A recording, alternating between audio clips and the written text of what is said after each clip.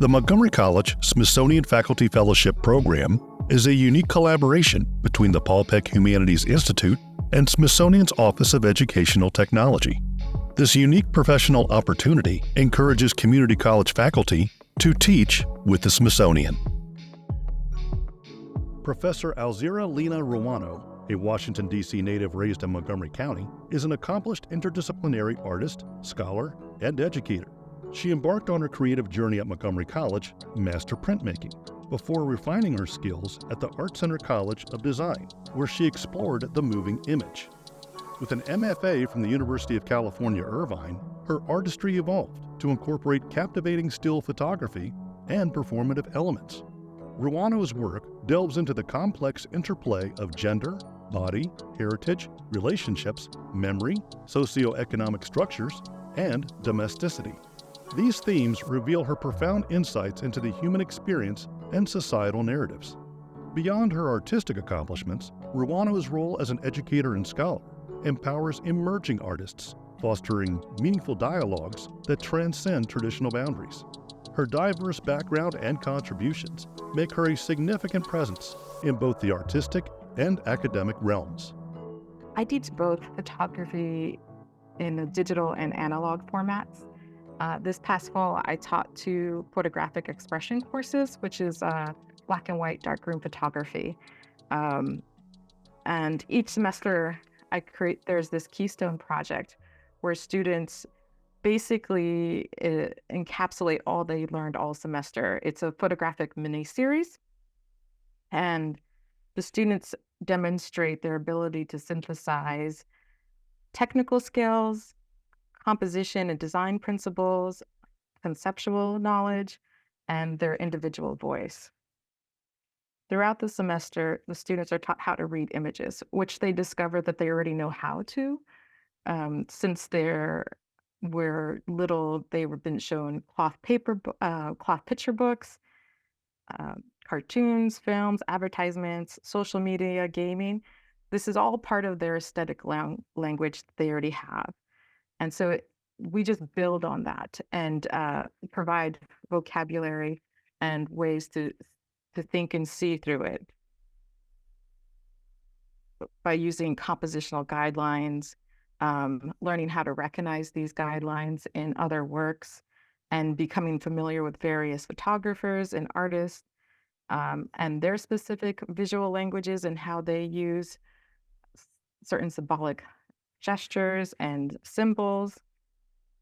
The students become proficient in technical aspects and camera usage. So there's no auto mode here in this class.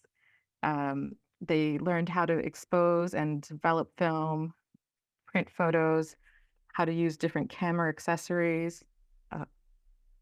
And they also learned that art is so much more than beauty, harmony, and decoration, that it can also be meditative, provocative, and at times assaulting. What you might come to appreciate as great art may not always be what they initially gravitated towards, but something that resonates. There can be a slow reveal to an artwork that can keep coming back to you. About 2/3 of the way through the semester, when these various elements are taking hold in the students, we went on our Smithsonian field trip to the National Portrait Gallery to see the Kinship exhibit. And this was the first time in the course, aside from their own work, that they were able to see photographs in person, which is really important for the photographic expressions course because it is analog photography. It is about the hand quality. And there is a difference to seeing a black and white silver print versus a black and white digital print. And hopefully at this point, they've been able to recognize the difference. So the students were just told that we're going to this gallery and we're going to see this exhibit. I told them nothing else except basic logistical things, like we're going to meet here at this time, we're going to go in as a group. And this was very intentional and specific because it was to provide an opportunity for the students to engage in a cold read of the work, meaning that they have to utilize all that they learned throughout the semester about what they see what's forming, what the artist is doing, how they show their work, um, and to be able to read the artworks themselves and to try to understand what is happening and what the artist is evoking, um, and to connect with their own subjectivity. Um, Both sections of the photographic expression went to the exhibit, but the first class we participated with the National Portrait Gallery student programming, where they let us into the museum hours before the museum opened so that we could go during class time, which was incredible because we had the whole exhibit space to ourselves.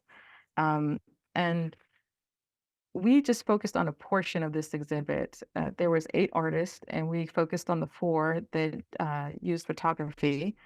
Um, and within each room was dedicated to a particular artist, and the students would be able to go in to the room and view the work before. The 4 artists we saw were Latoya Ruby Frazier, Jessica Todd Harper, Thomas Holton, and Jess T. Dugan. The students participated in a See, Think, Wonder strategy that is student-centered approach to learning.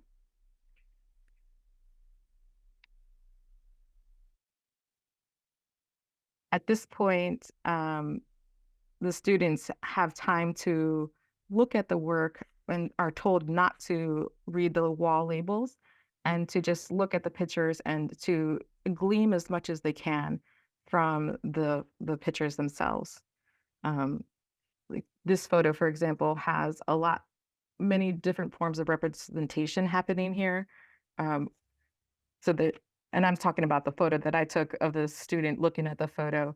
Um, so s- there's the main person here in the front, and in the background, there's a couple of mirrors that reflect third and fourth spaces.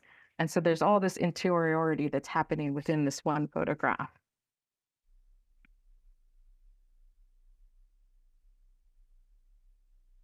When the students shared their observations with the museum educator, they were really impressed by all that they could recognize and glean just from looking at the photos.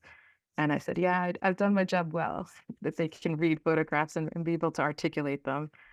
After the field trip, students had to incorporate a research project, picking 3 photographers that they appreciate their work, uh, one of which had to be from this exhibit. Um, there was one student in particular who was consistently capturing and printing stunning photographs that was struggling to come up with 2 other photographers. And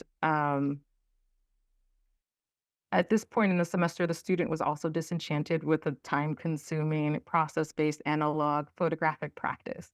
So I was delving deep and was pulling through like my archive, and based on the student's preference for painting and the medium, I had to during the visit, I had to be like, we're coming here to look at the photographs. You could look at those paintings after we're done. I had written on the board a list of photographers that work in a pictorial sense, that kind of evoke a painterly way in photography. And doing this was quite beneficial because the student did resonate. A couple of those artists did resonate with the students. But in addition to that, I noticed that several other students in the class became aware of that list and had incorporated those artists in their own in their own research. Um, in addition to the research element, students had to write a proposal where they would state how the artist influenced them to uh, come up with an idea of their own choosing to create a mini series, and what technical skills they would employ to get that mini series done. The final critique for the mini series assignment exceeded my expectations.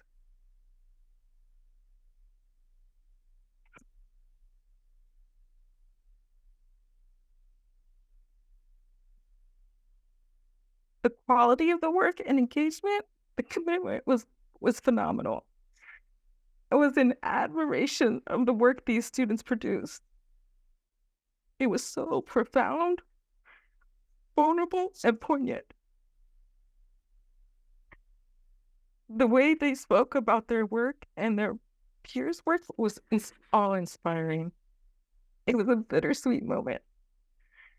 We had formed this commitment, this community, gone through this transformative journey, and the students reached this peak level in their work, and of course, it was the end of the semester. Fortunately, several of the students decided to take the second photographic expression course, and so many, in fact, that we had to increase the enrollment twofold for them. I just realized I hadn't gone through these photos. The Kinship exhibit was a temporary exhibit that closed before the semester started. And although I wouldn't be able to utilize it for this semester, the experience was a working template that I can use and apply it to any exhibit. And I tell my students this all the time because I get students that are not art majors that are getting an art education requirement. I tell them that the process and the steps that they learn to go through in this class are transferable to any experience in life. And it doesn't have to be about making photographs, but how you perceive things, how you can relate it to your previous knowledge, how you can expand on that knowledge, how you can build on it and make something and then put it forward. And so these were some of the artists here that were in the exhibit, the 4 artists. And there's some really poignant quotes here that were really touching. But I also just really quickly, I think, how is my time? I just want to show my students' work because I got a couple. So these are the series that they produced. And so their titles and their initials.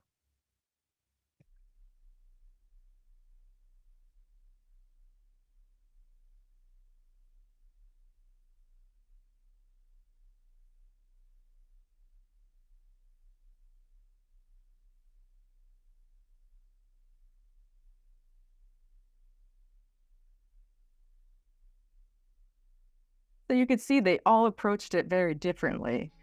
Um, and it was just a profound experience.